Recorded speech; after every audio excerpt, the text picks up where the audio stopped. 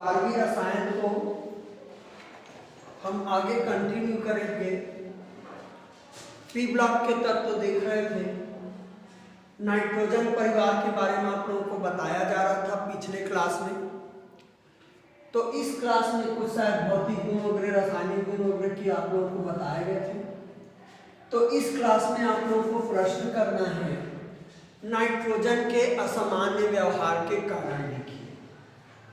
आप किसी भी समूह में जाएंगे तो समूह का पहला तत्व बेटा असामान्य व्यवहार करता है, मतलब उस समूह के अन्य तत्वों से कुछ अलग व्यवहार करता है। लगभग कॉमन कारण है।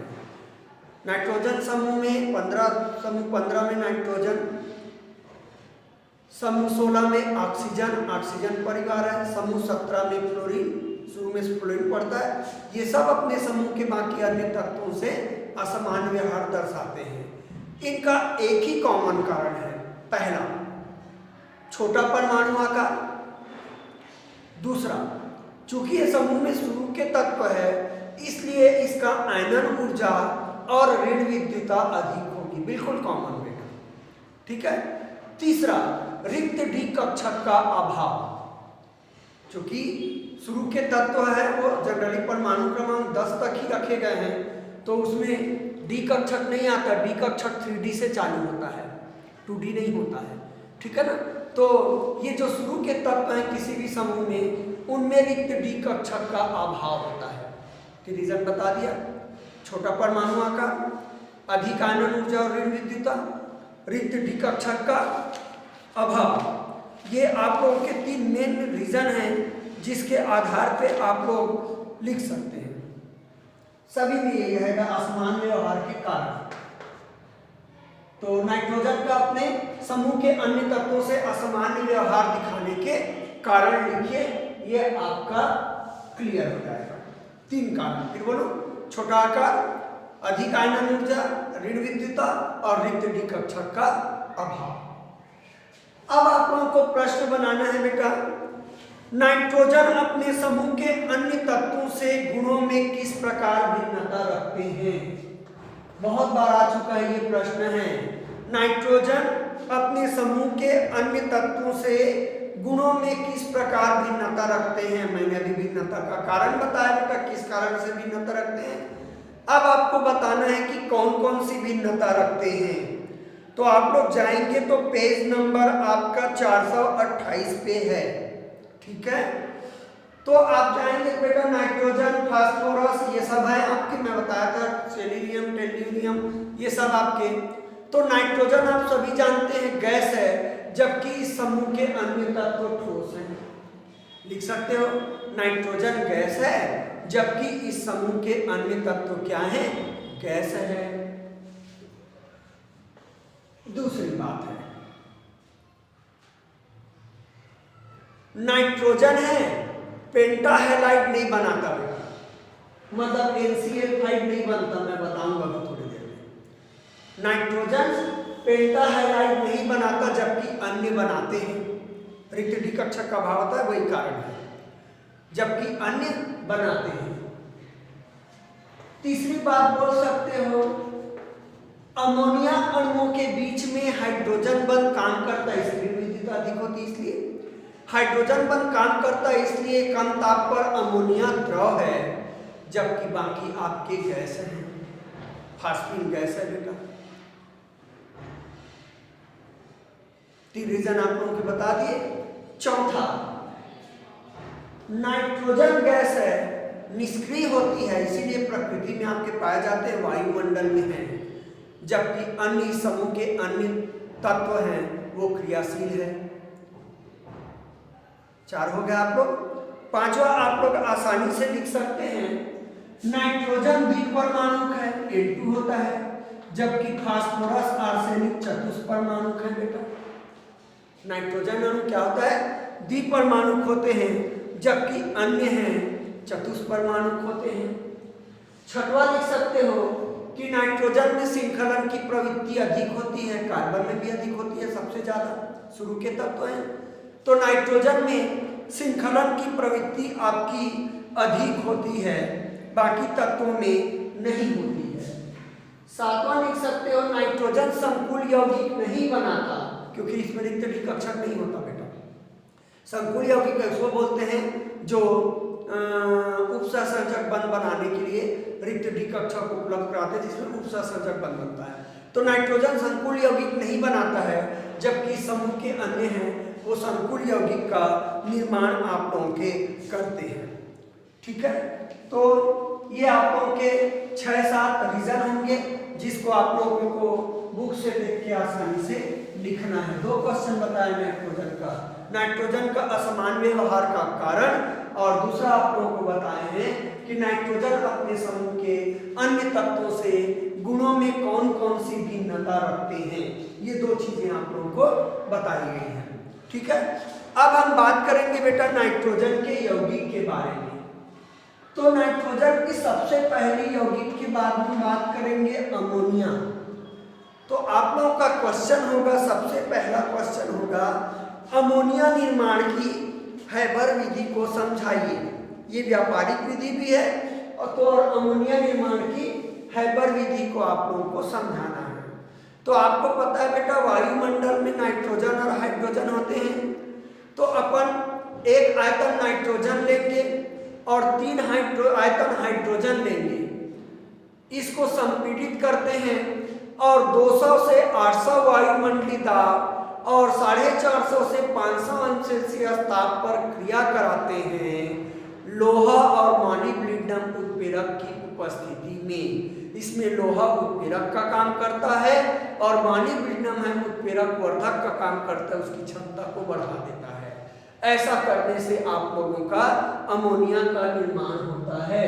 इसमें N2+3H2 ये आप लोगों का समीकरण रहेगा बेटा, और ये हो जाएगा 2NH3।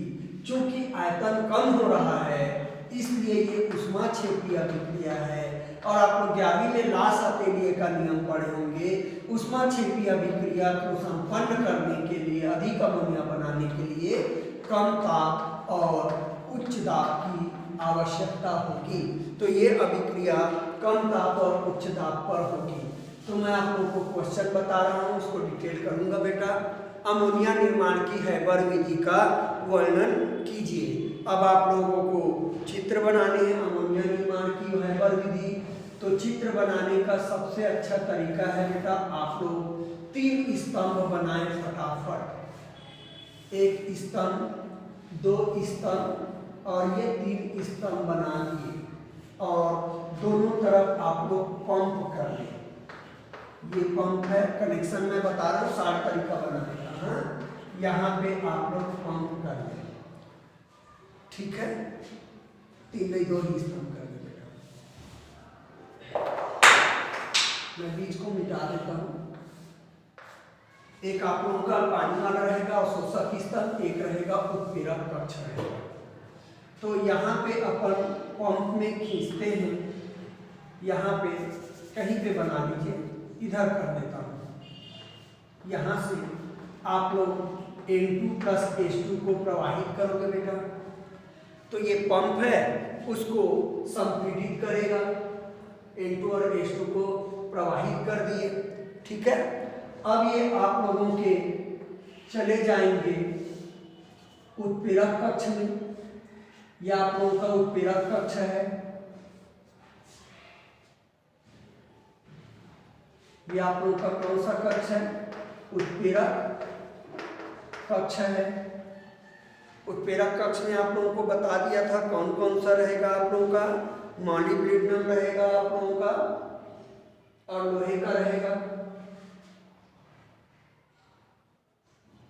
ठीक है, बाहर लिख देते हैं बेटा उत्प्रेरक कक्ष। ऐसे लिख दीजिए उत्प्रेरक कक्ष, उत्प्रेरक कक्ष।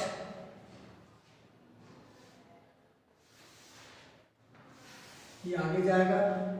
उत्प्रेरक कक्ष में बेटा N2 और H2 क्रिया करेंगे और अमोनिया बनेगा। तो ये जो अमोनिया बनेगा उसको आप लोग निकाल लीजिएगा, और इस अमोनिया को आप ले जाइएगा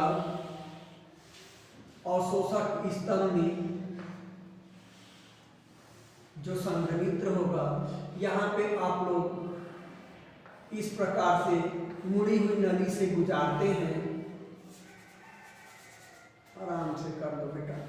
ये इस प्रकार से मुड़ी हुई नली से यहाँ से गुजारते जाएंगे ये, और यहाँ पे लिक्विड अमोनिया नीचे आप लोग का गिरेगा।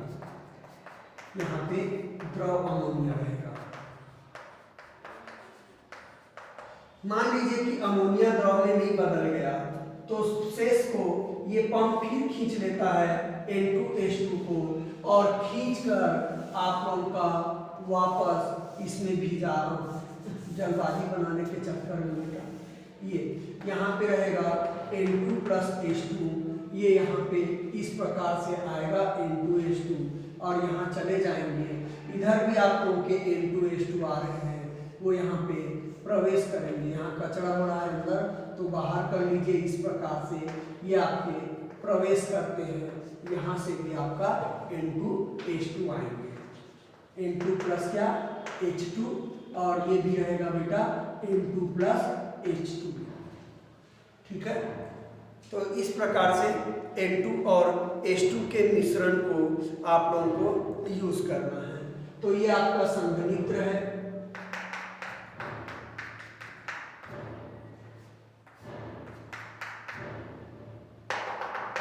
ये संघनित्र है बेटा। ठंडा करने की व्यवस्था करते हैं यहाँ पे ठंडा जल उगरे डाल सकते हैं। इस तरफ बना देता हूँ। ये आपका संघनित्र है, संघनित्र है। चित्र बना लेंगे। यहाँ से आप लोग द्रव अमोनिया को अलग कर सकते हो। पात्र में आप लोग द्रव अमोनिया को अलग कर सकते हैं। ये द्रव अमोनिया, द्रव अमोनिया नीचे एकत्रित होता है। तो इस प्रकार से आप लोगों का चित्र, इस चित्र को बना लेंगे। बुक में आपका नहीं है, यहाँ मैं सूत्र कर देता हूँ बेटा। N2 प्लस 3H2, ये मिल के बन जाएंगे 2NH3। ठीक है, ये आप लोग समीकरण कर सकते हैं आसानी से। क्या बनना है उसको लिख सकते हैं। ठीक है, तो ये आप लोग का चित्र है। इसको संपीड़क कहते हैं बेटा, संपीड़ित करेगा ये उत्प्रेरक कक्ष हो गया और ये संघनित्र हो गया। ये आप लोग सिंपल सा चित्र बना लेंगे अमोनिया निर्माण की हैबर विधि का। उम्मीद है आपके नई बुक है, नई बुक थोड़ा सा उल्टा पुल्टा बनाए हैं। इस चित्र को आप लोग ठीक से देख लेंगे, बहुत आसान है। ठीक है,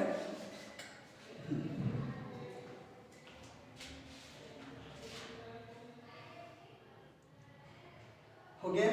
अब ये मैं मिटा रहा हूं।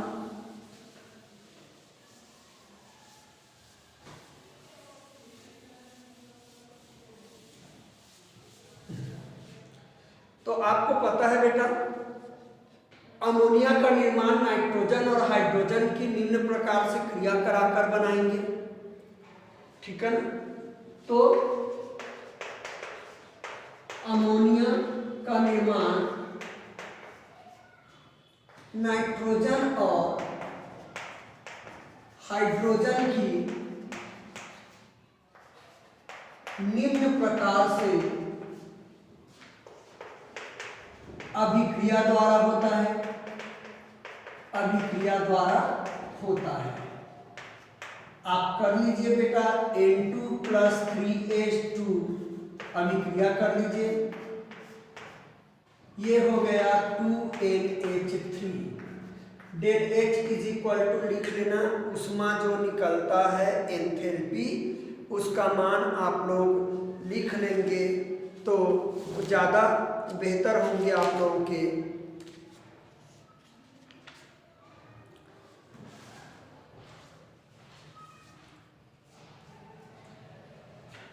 -93.6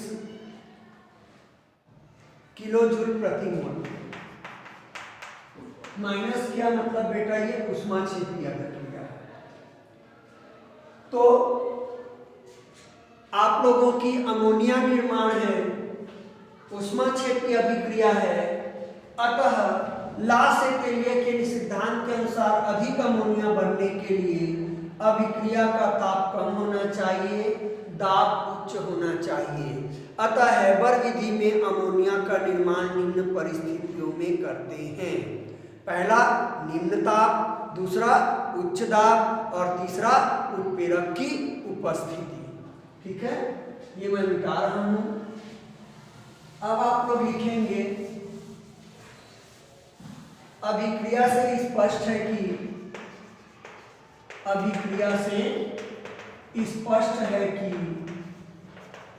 अधिक अमोनिया की यह ऊष्माक्षेपी अभिक्रिया है, अतः अधिक अमोनिया निर्माण के लिए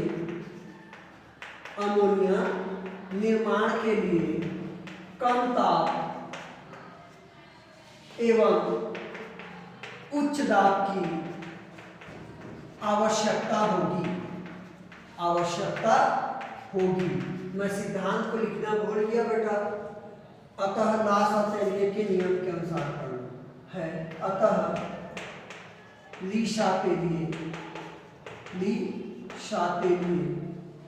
के अनुसार अधिक अमोनिया निर्माण के लिए कम ताप एवं उच्च दाब की आवश्यकता होगी। अतः हैबर विधि द्वारा अमोनिया निर्माण निम्न परिस्थितियों में करेंगे। निम्न परिस्थितियों में की जाती है। 3 बता दिया बेटा मैंने। पहला निम्न ताप, दूसरा उच्च ताप, तीसरा क्या आप लोगों का उत्प्रेरक। ये मिटा रहा हूं मैं। तो आ जाइए पहला निम्न ताप।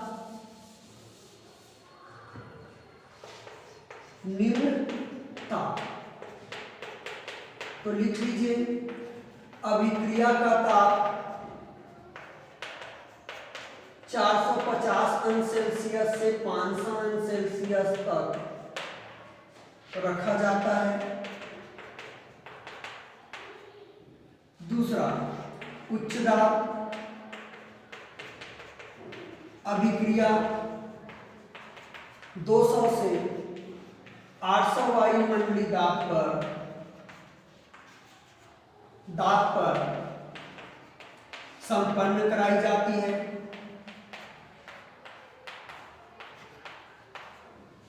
तीसरा उत्प्रेरक की उपस्थिति। इस अभिक्रिया में लोहे का चूर्ण एवं मॉलिब्डेनम का चूर्ण, एमो लिख सकते हो 60 में, का चूर्ण उत्प्रेरक के रूप में प्रयोग में लाते हैं। यहाँ एमो मतलब मॉलिब्डेनम उत्प्रेरक वर्धक का काम करता है, उत्प्रेरक वर्धक का कार्य करता है। तो इस प्रकार से 3 परिस्थिति जनरेट किया हैबर ने। अब उसमें कैसे किया आप लोगों ने अभिक्रिया को? एक आयतन नाइट्रोजन लिया, 3 आयतन हाइड्रोजन के मिश्रण को 200 से 800 वायुमंडलीय दाब और 450 से 500 अंश सेल्सियस ताप पर उत्प्रेरक कक्ष में भेजा, जहां पे लोहे और मॉलिब्डेनम का चूर्ण उत्प्रेरक के रूप में उपस्थित था और वहां पे अमोनिया का निर्माण किया। ठीक है, अब मैं बगल में टॉपिक डालता हूं विधि। तो विधि में आप लोग क्या लिखेंगे मैं बोल रहा हूं। ठीक है ना, एक आयतन नाइट्रोजन और 3 आयतन किसको? हाइड्रोजन को के मिश्रण को उत्प्रेरक कक्ष में भेजते हैं, जहां लोहे का चूर्ण मार्टलियम का चूर्ण उत्प्रेरक के रूप में उपस्थित रहता है। यहाँ 450 से 500 सेल्सियस ताप और 200 से 800 वायुमंडलीय दाब पर नाइट्रोजन और हाइड्रोजन की क्रिया कराई जाती है, जिससे अमोनिया बनता है, जिसको संघनित्र में एकत्रित कर लेते हैं। संघनित्र में हमको द्रव अमोनिया प्राप्त होता है। बस इतना ही लिखना है, समीकरण अपन ऊपर लिख चुके हैं। ठीक है, तो ये अमोनिया निर्माण की हैबर विधि है। अब आप लोगों को क्वेश्चन करना है बेटा, अमोनिया की कुछ क्रियाएं। तो आप लोग प्रश्न लिखिए, अमोनिया की निम्न से अभिक्रिया लिखिए। NH3 की निम्न से अभिक्रिया बताएं। पहला, हैलोजन या क्लोरीन, हैलोजन या क्लोरीन। दूसरा,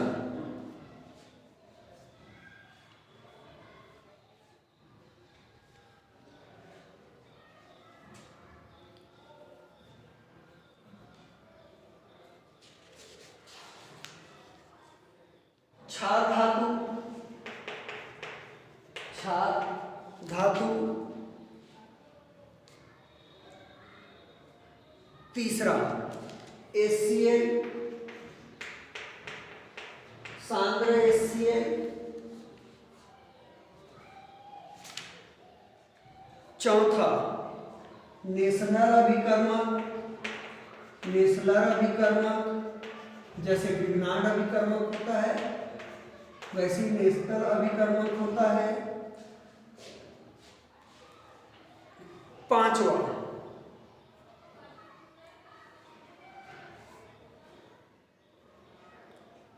ऑक्सीकरण।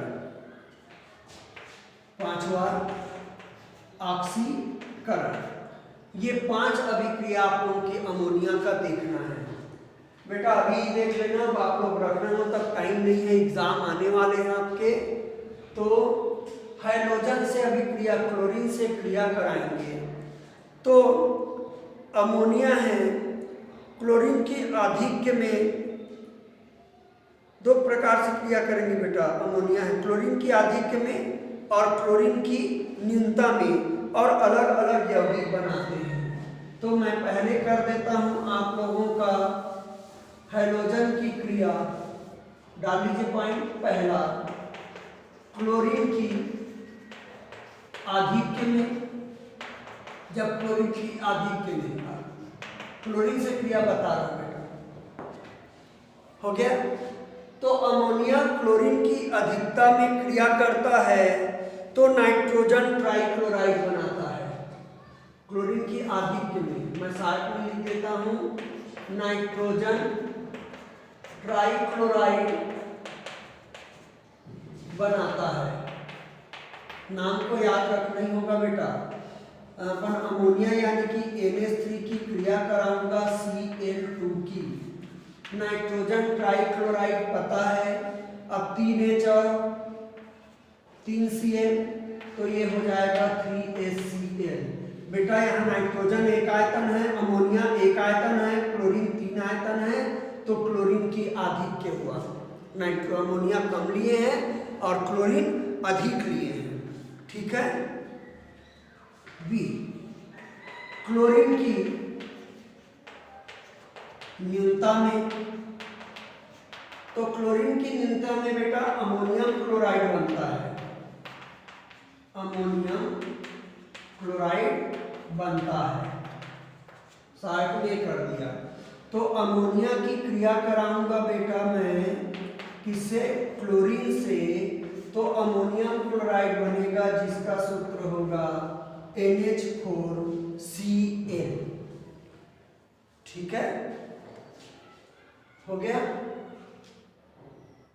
इसमें लिख देता हूं तथा नाइट्रोजन मुक्त होता है, लिख देता हूं नाइट्रोजन मुक्त होता है, गैस मुक्त होती है, और जो होता है तो प्लस अपन N2 कर देते हैं। तो नाइट्रोजन गैस आप लोगों की मुक्त हो जाएगी और अमोनियम क्लोराइड आपके बनेंगे। हो गया। तो अभी समीकरण को बैलेंस करना है बेटा। तो 2 और 1 3 हो गया है और ये 4 है, तो ये 4 हाइड्रोजन है और यहाँ 3 है, तो ये कम से कम 4 तो लिखाएगा बेटा आपका। अब ये 4 लिखा गया और यहाँ नाइट्रोजन है आप लोगों का 3 है, यहाँ 4 हो गया, तो इसको मैं 2 करूंगा तो ये 2 दूनी 4 और 1 5 हो जाएगा, तो मजबूरी में इसको मुझे ट्वाइस करना पड़ेगा। तो ट्वाइस करूंगा बेटा 4 दूनी कितना हो गया 8 हाइड्रोजन हो गया है और ये 4 तिया 12 है, तो बेटा आप लोगों का इसी के पहाड़ा में होगा। ये कितना हो गया आपका 4, तो 4 तिया 12, तो 4 तिया 12 करेंगे अपन, तो ये 2 करूंगा तो 2 और 2 नाइट्रोजन हो गया बेटा, 4 नाइट्रोजन, लेकिन हाइड्रोजन कम है और क्लोरीन भी है, तो क्लोरीन 2 हो गया, लेकिन हाइड्रोजन उधर 8 है इधर 12 है, तो हाइड्रोजन बढ़ाने के लिए इसको मैं बढ़ाऊंगा, 2 का मान लो 4 करूंगा, तो क्लोरीन भी बढ़ाने पड़ेंगे, तो ये आपके मान लीजिए बेटा ये 3 क्लोरीन में ही बैलेंस होता है, तो इसको 30 करेंगे, 3 करेंगे, तो 4 तिया 12 हो गया और ये 2 है और ये 3 है 5 हुआ, तो मेरे ख्याल से ये 8 करना पड़ेगा, बढ़ाना पड़ेगा बेटा, याद कर लेना, ठीक है। तो 8 है 3 दूनी 6, तो 6 क्लोरीन हुआ, 6 क्लोरीन हुआ। अब 6 और 2 8 नाइट्रोजन, तो 8 नाइट्रोजन, ये बैलेंस हो गया आप लोगों का, ठीक है आप लोगों का। और 6 4 24, 8 तिया 24, तो इस प्रकार से आपके न्यूनता में अमोनियम क्लोराइड और नाइट्रोजन गैस बनता है और अधिकता में आप लोगों का नाइट्रोजन ट्राई क्लोराइड बनता है। ये भी कई बार आ चुके हैं, छोटा सा समीकरण है लेकिन आपको ध्यान देने होंगे। अगला है क्षार धातु से क्रिया, ठीक है। तो क्षार धातु से अमोनिया क्रिया करता है बेटा और क्षार धातु का एमाइड बनाता है, जैसे कि सोडामाइड या जो भी हो, और हाइड्रोजन गैस मुक्त होती है, क्योंकि आप लोग जान सकते हो कि अमोनिया है एक प्रकार की इलेक्ट्रॉन को ग्रहण कर सकते हैं, उसकी ऋण विद्युता नाइट्रोजन की अधिक होती है, ठीक है। तो अमोनिया गैस सोडियम और पोटेशियम से क्रिया करते हैं। लिख लीजिए बेटा दूसरा क्षार धातु से क्रिया। तो अमोनिया गैस सोडियम और पोटेशियम से क्रिया करके एमाइड बनाता है तथा हाइड्रोजन गैस मुक्त होती है। चलिए आइए बेटा, तो अमोनिया की क्रिया कराऊंगा मैं किससे, सोडियम से, तो ये आ जाएगा सोडियम एमाइड यानी कि सोडामाइड NH2। अब ये Na है, ठीक है, आ गया, एक हाइड्रोजन बस है। अब यदि मैं इसको ट्वाइस कर दूंगा और इसको भी ट्वाइस कर दूंगा तो H2 मुक्त हो जाएगा बेटा, ये, और ये हो गया सोडियम एमाइड यानी कि सोडामाइड। इस प्रकार से आप लोग समीकरण को बैलेंस कर सकते हैं इजी रूप से, थोड़ा सा आप लोगों को देखना होगा, ठीक है। हाँ। तीसरा अपन बात करेंगे सांद्र HCl से क्रिया। तो अमोनियम क्लोराइड बनाएगा बेटा, सफेद धुआं देगा अमोनियम क्लोराइड का। तीसरा पॉइंट, सांद्र HCl से क्रिया, HCl से क्रिया अमोनियम क्लोराइड का श्वेत धूम्र बनता है, सफेद धुआं बनता है, श्वेत धूम्र बनता है, अमोनियम क्लोराइड बनाएगा बेटा, सांद्र HCl से क्रिया, तीसरा पॉइंट तो करा देते हैं बेटा। अमोनिया है, HCl से क्रिया करेगा तो सीधा सीधा जोड़ दो, NH4Cl, अमोनियम क्लोराइड बनता है। ठीक है, अगला देखे थे अपन नेसलर अभिकर्मक से क्रिया। ठीक है, तो यहाँ नेसलर अभिकर्मक का सूत्र आएगा पोटेशियम मर्क्यूरी आयोडाइड को आप नेसलर अभिकर्मक कहोगे, हैलाइड को, तो आप लोग पॉइंट लगा लेंगे नेसलर अभिकर्मक से क्रिया। तो K2HgI4 से क्रिया करेगा जो नेसलर अभिकर्मक है, और आप लोगों का ऑक्सीडाइमर्क्यूरिक अमोनियम आयोडाइड का भूरा अवक्षेप बनाएगा। ठीक है, तो अमोनिया